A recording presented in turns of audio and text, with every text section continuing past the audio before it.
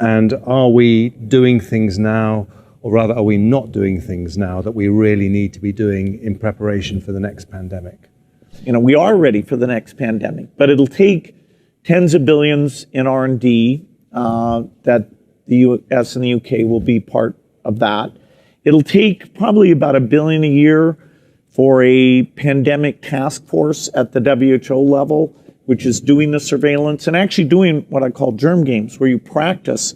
You say, okay, what if a bioterrorist brought smallpox to 10 airports? You know, how would the world respond to that? What if a bioterrorist brought smallpox to 10 airports? A bioterrorist brought smallpox to 10 airports. A bioterrorist brought smallpox to 10 airports. So we, you know, we'll have to prepare for the next one. That, you know, I'd say is will get attention this time.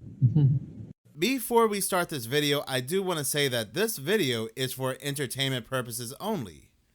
Now, when it comes to Monkeypox 2024, my biggest question happens to be, what happened to Monkeypox 2022? Just like in 2024, back in 2022, WHO, or the World Health Organization, declared monkeypox spread a global health emergency because back in 2022, supposedly, monkeypox was spreading like wildfire. There was only a handful of cases in countries that do not get monkeypox, but the problem is that once again, it was spreading rapidly.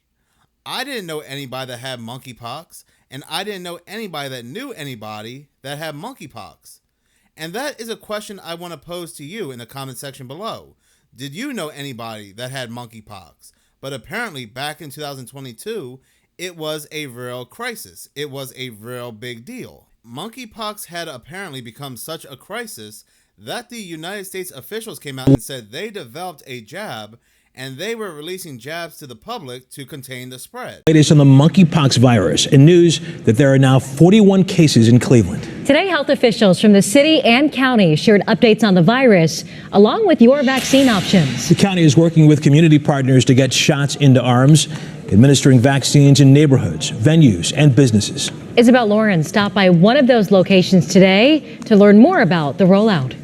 We even had the media with their boots down on the ground, as they always do, trying to control the narrative, pushing back misinformation.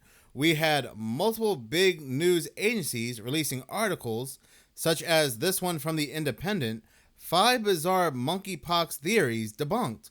Misinformation on the new outbreak has already begun to spread on social media. From Bloomberg.com, theories that United States let loose monkeypox swirl in China. From Business Insider, monkeypox theories are far-right politicians and influencers' latest misinformation campaign. So again, we have the World Health Organization declaring a global emergency. We have the United States rolling out jabs for monkeypox. And then we have news and media releasing their fact checkers to push back misinformation. So then what happened to Monkeypox 2022? A couple months later, it seemed like we moved on to a new subject, and the topic of monkeypox seemed to have just disappeared. It vanished. News and media would then release articles where they are asking what happened to the whole monkeypox outbreak. For example, this article from Philadelphia 10 back in January 11th, 2023, where it's titled, "What Happened to Mpox? Here's why the United States shut down its emergency response to Mpox." This article reads, "Today, reports of new cases are down to a trickle in the United States. Health officials are shutting down emergency mobilizations.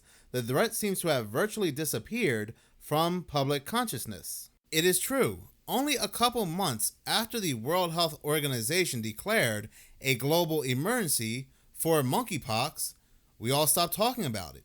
Not just the public, but also government officials as well, including the World Health Organization. Nobody was talking about this global crisis. Well, I guess the jabs that the United States and other countries, especially those countries in Europe, when they released the jabs, they had cured people. They had stopped the spread. I am guessing that's what happened because the spread stopped. There was only a handful of cases to begin with, and they made a big deal about it. But since it trickled down to a handful of cases, we again just stopped talking about it. So then what was that all about? Was monkeypox 2022 just a simulation? Was it a psyop? Was it to get us mentally prepared? Was it to get them prepared on how to push back misinformation and to get people to accept the jab? Well, here's something rather interesting. Right before the massive outbreak of the C-19, back in October of 2019, Bill Gates and the World Health Organization, they ran simulations, a simulation called Event 201. Event 201 was a very interesting gathering of health officials where they gathered around a table where they discussed how they would stop a pandemic from spreading around the world, and if it happens, what they would do. They had broken down Event 201 into multiple different segments. The most interesting segment is segment 4, titled Communications Discussion. It currently has over 300,000 views on YouTube. Now, they privated the comments so you cannot comment. Surprise, surprise.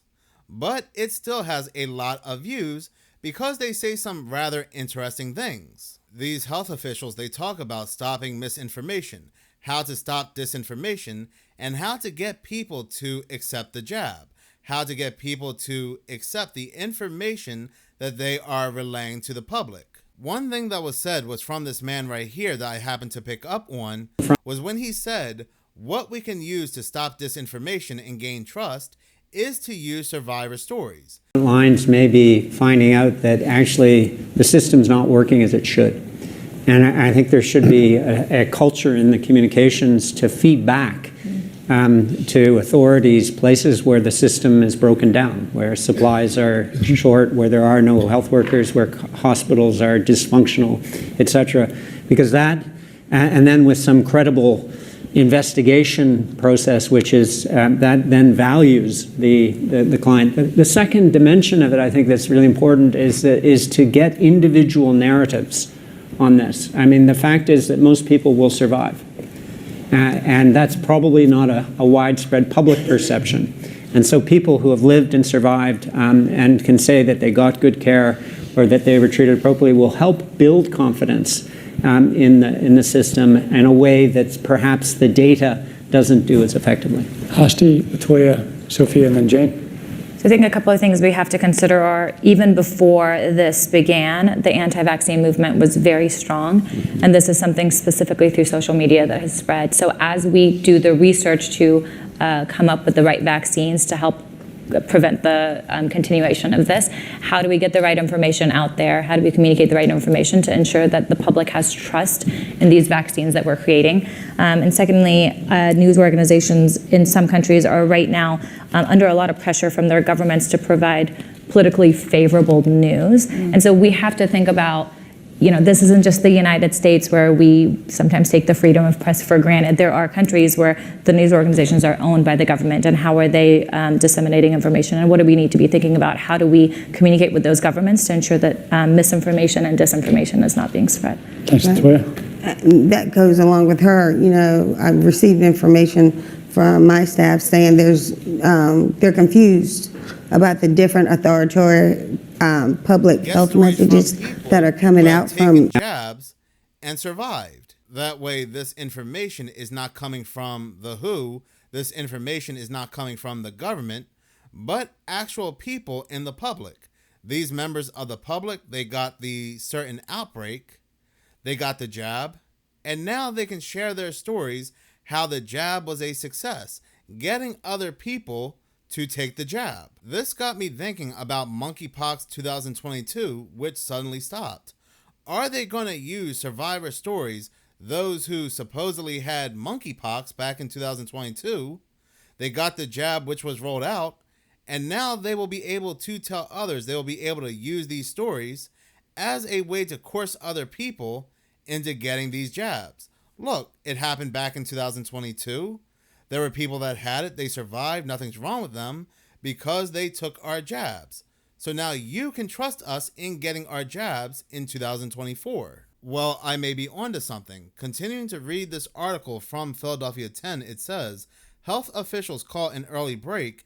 An existing 2-dose jab named Genios, developed to fight smallpox, was also approved for use against the monkeypox.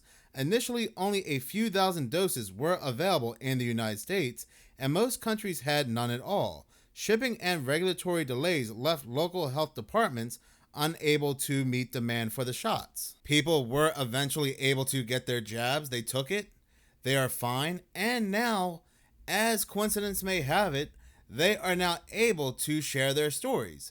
They are now able to share how the jab allowed them to survive monkeypox, just in time for the latest strand of monkeypox hitting the world. Hitting the world right after this very bizarre ritualistic Olympic Games and right before the 2024 United States presidential election. Talk about such interesting timing. Really makes me wonder, was monkeypox 2022 just another event 201? Thank you so much for watching. If you like this channel and you want to see more, please subscribe.